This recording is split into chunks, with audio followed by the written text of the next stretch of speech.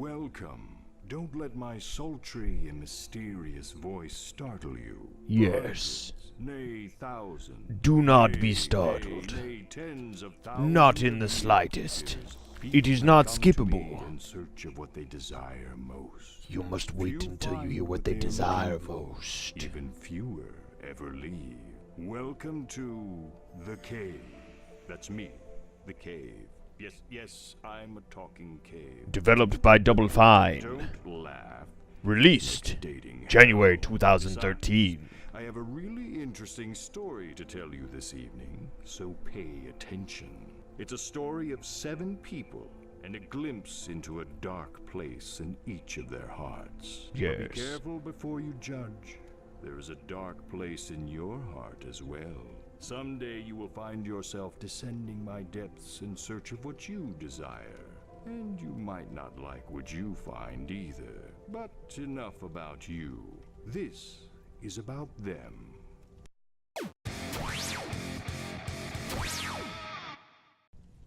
Welcome to the cave, developed by Double Fine. Released January 2013.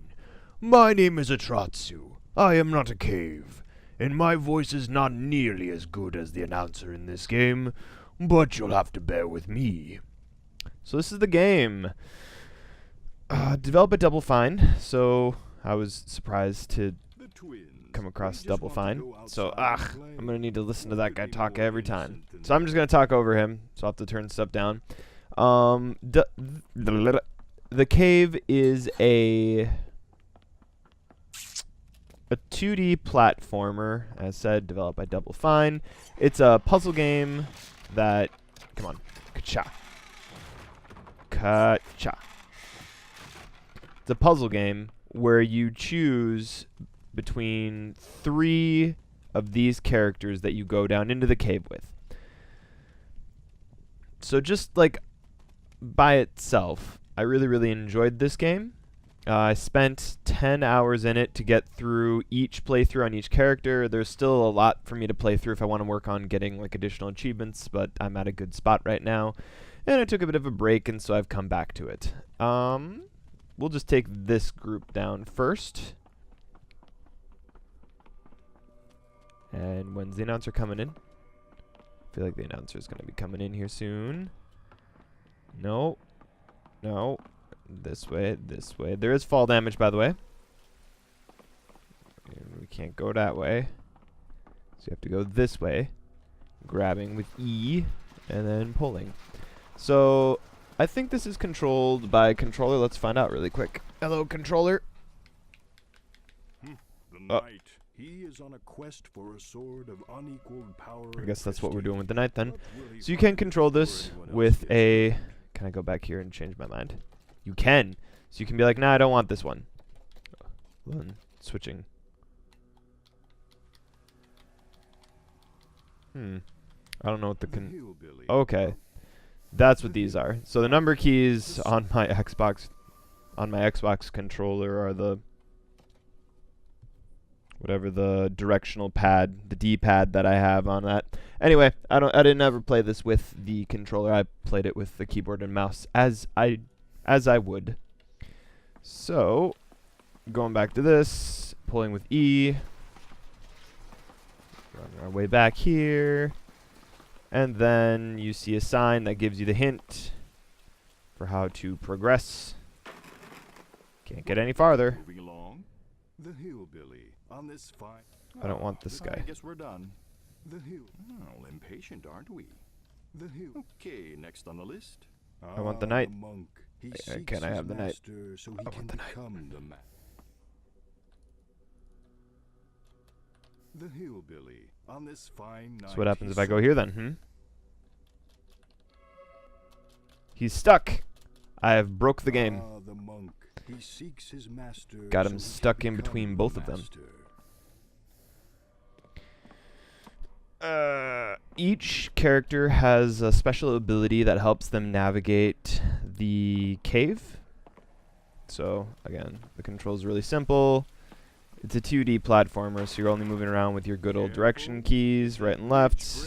I don't really know that I use W and S all that much. Normally it's just D and I think that's A. I can't remember. It's not on the keyboard anymore. Then you use your number keys to switch between these various characters. Oh, he's stuck too. Nope, he's not stuck. Slow down. No, I'm not going to slow down. Oh, come on. How can he be stuck? It would be as I would do to get stuck in this game, wouldn't it? All right, we'll choose this guy. The knight was my favorite though, but we'll just choose this guy. That's fine. We'll just keep going. And then it's just all about like the way you progress.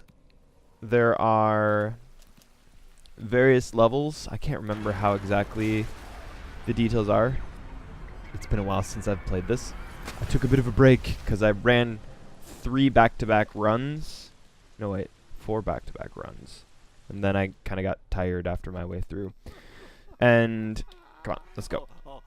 So after doing a bunch of back-to-back runs, I kind of took a bit of a break, and so I'm coming back to this game. So, come on.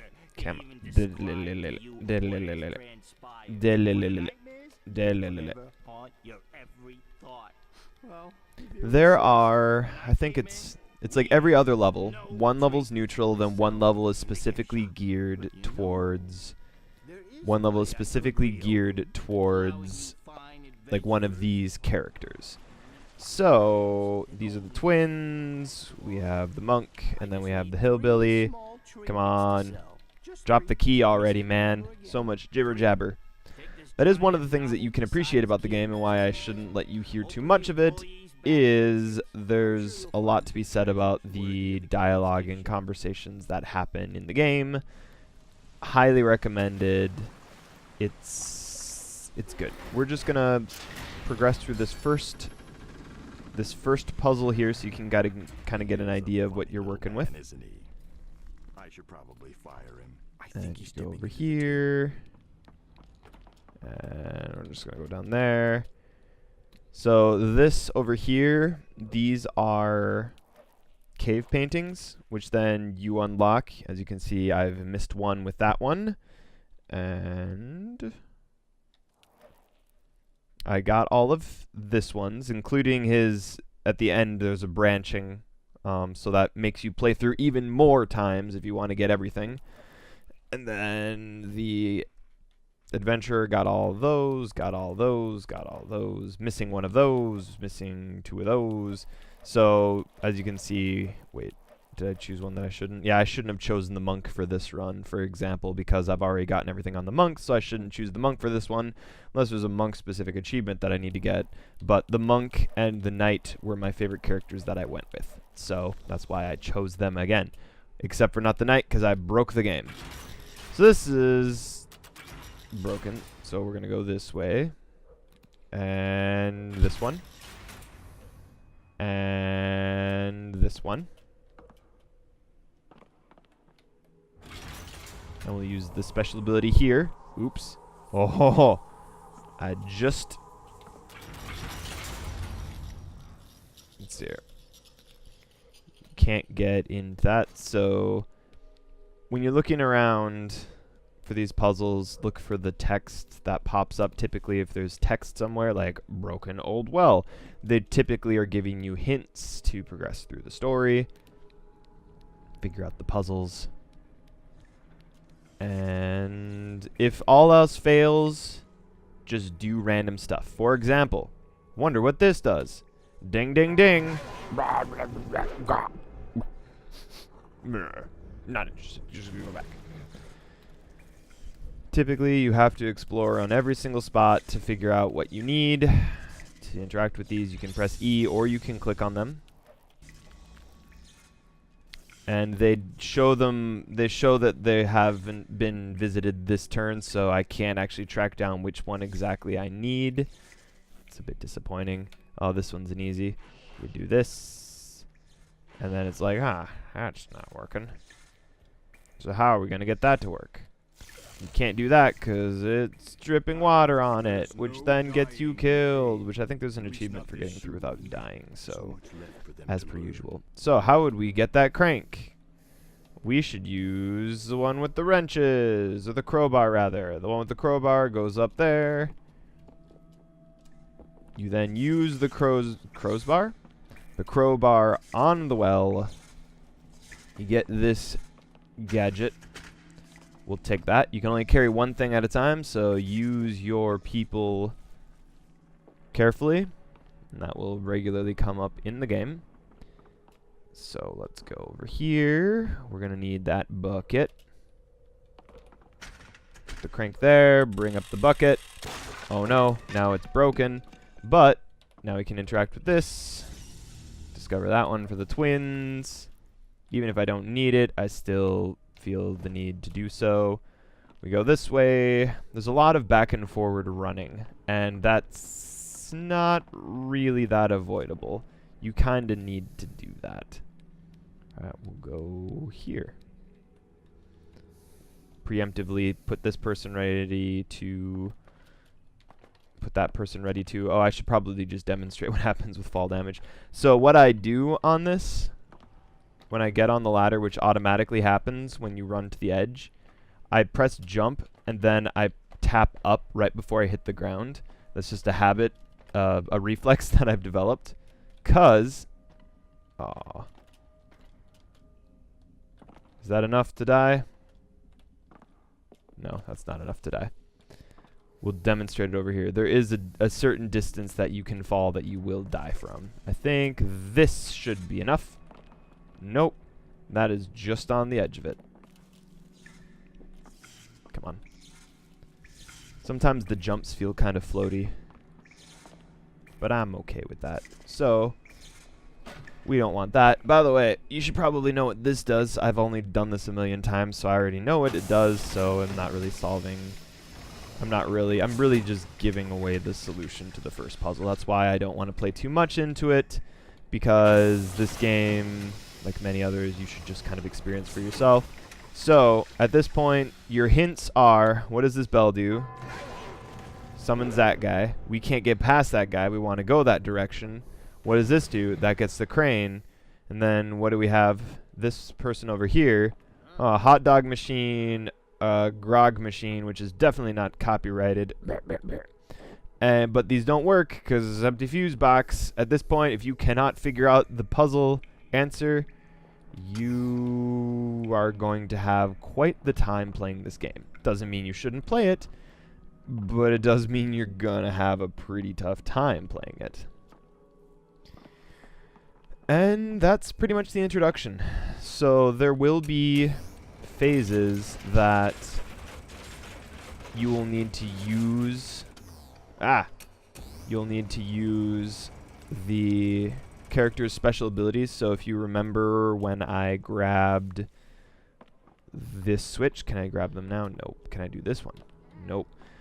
When you grab the switch and then with these people, you press your Q key or your action ability and you make a clone that just stands there and holds things shut or acts as an additional person on a pressure plate, or maybe that wasn't the one for that one. But will activate pressure plates if you leave them on there. So, like, there's that. Why did I run all the way up here? I don't need that up here. I need that down there. So we'll put that there. And then we have to go get this. So again, placing yourself strategically. Let's do one of these. Let's do one of these. And then let's do one of those. Place your little guys strategically so you spend less time running backwards and forwards. It's not so bad on your first time through because, you know, they got a cute little run cycle, keep you interested.